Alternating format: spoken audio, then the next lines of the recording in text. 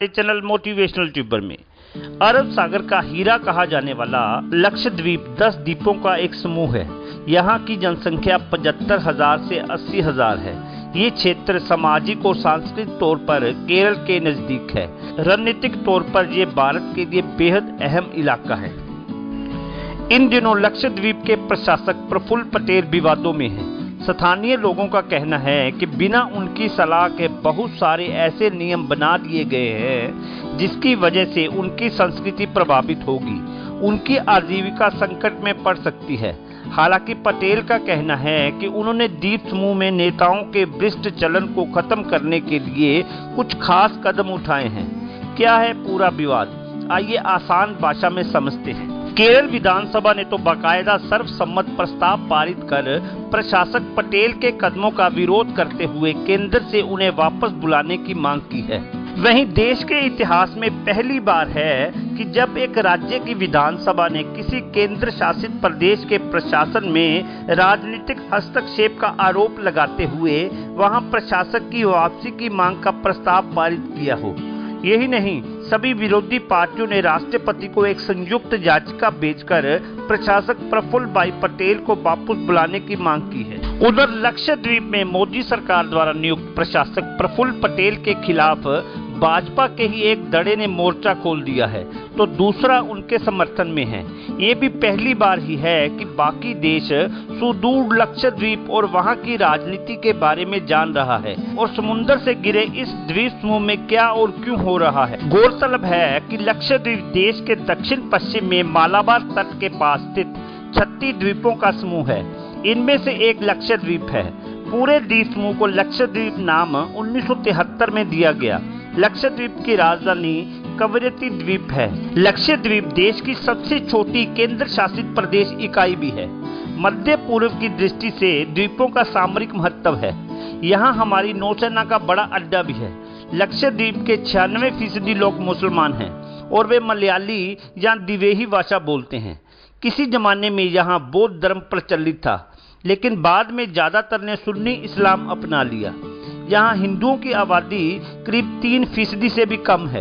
इतिहास में लक्षद्वीप पर कुछ समय पुर्तगालियों का शासन भी रहा, फिर ये मुस्लिम शासकों के अधीन रहा और बाद में इस पर अंग्रेजों का अधिकार रहा। देश की आजादी के बाद 1956 में लक्षद्वीप को केंद्र शासित प्रदेश बना दिया गया। प्रशासनिक दृष्टि से पूरा लक्षद्वीप एक जिला ही है। नारियल और मछली पालन यहाँ के मुख्य उद्योग हैं। लक्षद्वीप सुंदर पर्यटन केंद्र भी है। यहाँ केंद्र सरकार प्रशासक की नियुक्ति करती है, जो अमूमन वरिष्ठ IAS अधिकारी ही होते हैं। लेकिन पहली बार मोदी सरकार ने लक्षद्वीप के प्रशासक की कमान एक ऐसे राजनेता प्रफुल्ल भाई कोड़ा भाई पटेल को सौंपी है, जो गुजरात में उनके मंत्रिमंडल में मंत्री रहे हैं और RSS से उनका पुराना नाता है। दरअसल विवाद की जड़ प्रशासक द्वारा लाए गए 2 एक्ट हैं। ये हैं लक्षद्वीप विकास प्राधिकरण नियमन एक्ट तथा लक्षद्वीप असामाजिक गतिविधि निरोधक एक्ट।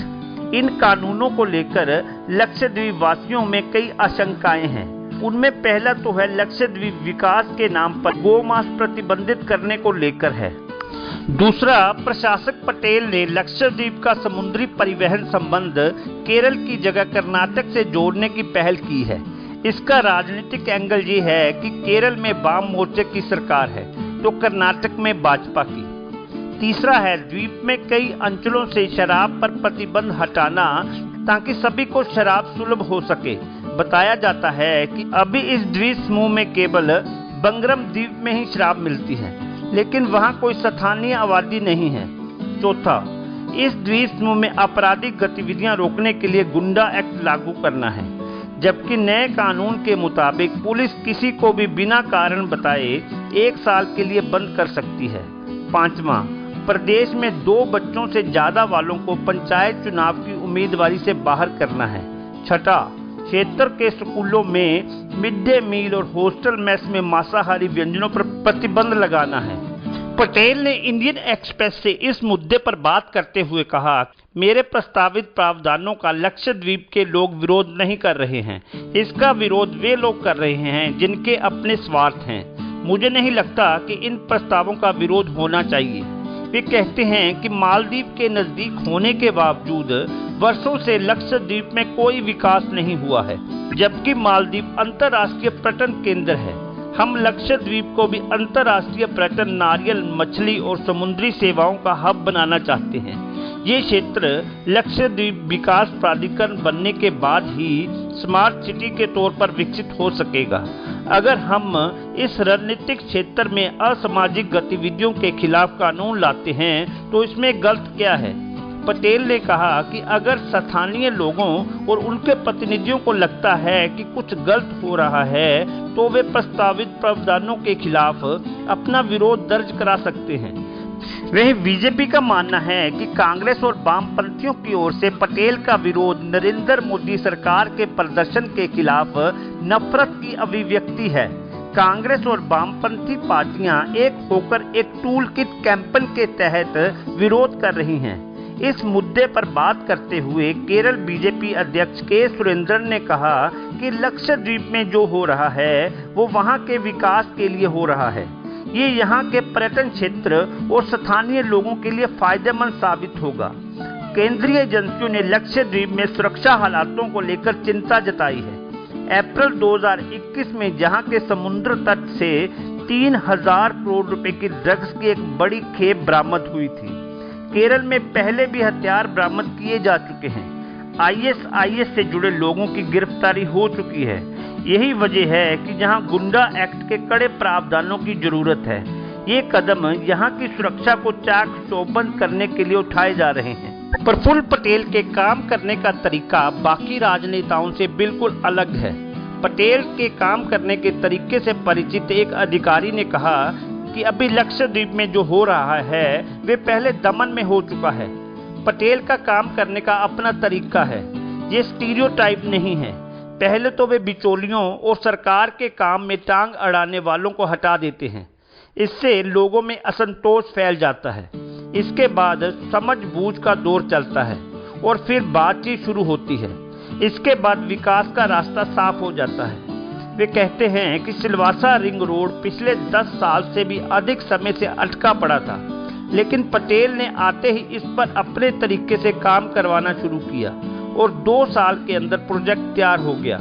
अगर उन्होंने ये काम हाथ में नहीं लिया होता तो प्रोजेक्ट को पूरा होने में 10 से 15 साल लग जाते। केंद्र शासित प्रदेश में केंद्र सरकार के एक उद्यम में बतौर अफसर काम करते हुए पटेल के प्रदर्शन को नजदीक से देख चुके एक शख्स ने कहा कि उनकी दाढ़ी सफेद और बाल काले हैं। उनका स्वभाव बेहद कड़क है। पटेल जो सोचते हैं उसका भाव चेहरे पर नहीं आने देते। वे केंद्र शासित प्रदेश में अकेले रहते हैं। उनका परिवार दूसरे शहर में रहता है। वे कहते हैं कि वे बेहद सख्त स्वभाव के व्यक्ति हैं। कभी कभी उनका हाव भाव बड़ा कठोर हो जाता है।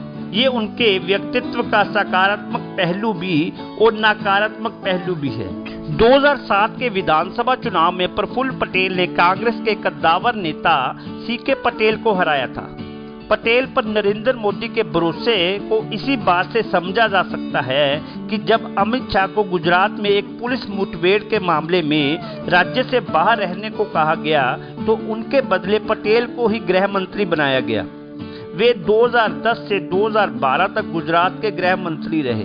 वे पहली बार विधायक बने थे। इसके बावजूद उन्हें इतनी बड़ी जिम्मेदारी दी गई थी। 2012 में वे विधानसभा चुनाव हार गए। इसके बाद वे राजनीति में खास सक्रिय नहीं थे। हालांकि वे अपने काम करने के नियमों और काम से काम रखने की शैली की वजह से मोदी को प्रभावित करते रहे। पटेल ने सिविल इंजीनियरिंग में डिप्लोमा किया है और पहले सरकारी सड़कों का ठेका लिया करते थे और बीजेपी की स्थानीय इकाई में सक्रिय थे। पार्टी में संगठन स्तर पर काम करने के आधार पर उन्हें 2007 के विधानसभा चुनाव के लिए टिकट दिया गया था, जबकि 2012 में उन्हें प्रशासनिक प्रदर्शन के आधार पर टिकट मिला। पटेल दफ्तर में बैठकर काम नहीं करते, वे फील्ड पर ज्यादा सक्रिय रहते हैं। ये उनकी खासियत है।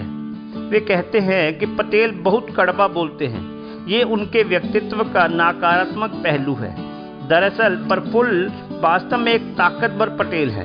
वे राजनीति के छुपे रुस्तम हैं। वे भविष्य में गुजरात या केंद्र की राजनीति में बड़ी भूमिका अदा कर सकते हैं। आपको लक्षद्वीप के विवाद के ऊपर मेरा ये वीडियो कैसा लगा प्लीज कमेंट में बताएं और वीडियो को लाइक करें, शेयर करें और चैनल को सब्सक्राइब करें और बेल आइकन दबाएं ताकि मेरा हर वीडियो आपको डायरेक्ट मिले। जय हिंद।